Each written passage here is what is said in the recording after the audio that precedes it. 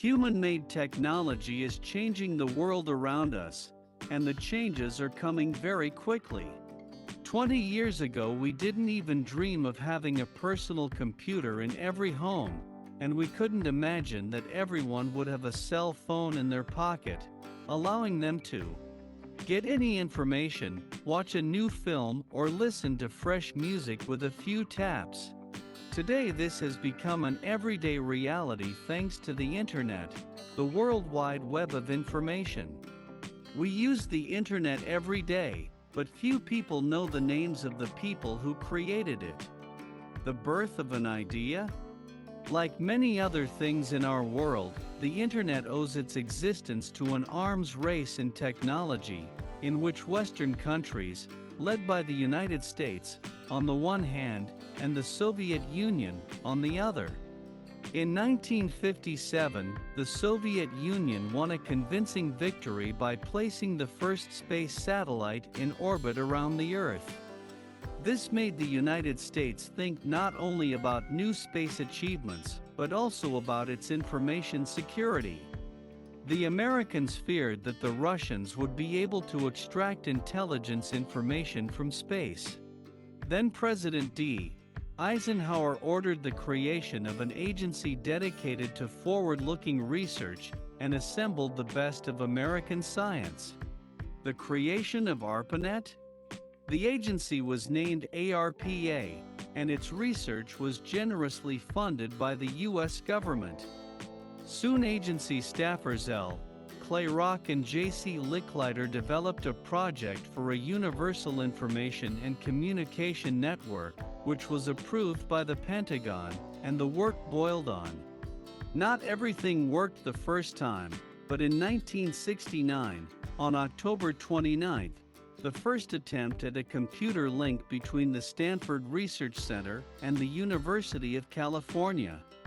At exactly 9 p.m., one of the researchers at Stanford typed the letters L and O on his keyboard, which immediately appeared on the California computer display. The first attempt broke off without completing. An hour and a half later, the session was repeated, and the scientists managed to fully transmit the word login typed on the keyboard. The computer network created was named ARPANET after the ARPA agency. 2 years later, the network had 23 users throughout the U.S. And 2 more years later, organizations from England and Norway joined it. ARPANET becomes the Internet? ARPANET was used mainly for exchanging emails, and a little later it added chat, newsletters, and bulletin boards. In the 1970s, protocols, standards, for transmitting data were actively being developed to create a way of presenting information that would be simple enough to avoid or minimize the number of transmission errors. A huge role in this process was played by J. Postal, whom many call the creator of the modern Internet.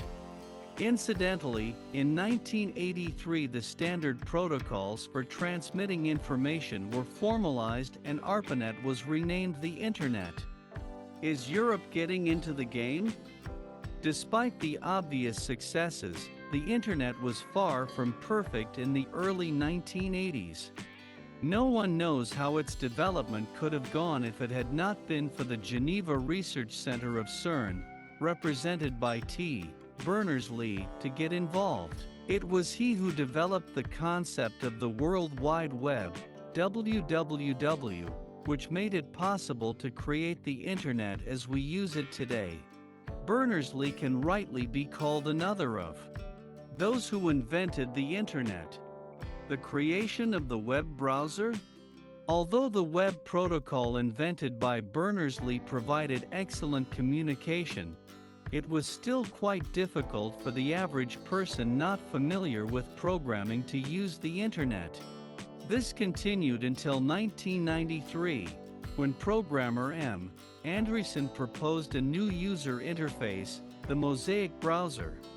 The creation of the web was finished, and there came a period of its development. From that moment on, the Internet evolved from a tool for a few scientists and administrators into what it is today, a powerful and accessible way for people all over the world to communicate. In the next 2 years, the number of internet users grew by thousands of times. It united disparate networks in different countries into a single whole and became truly the World Wide Web, embracing our entire planet.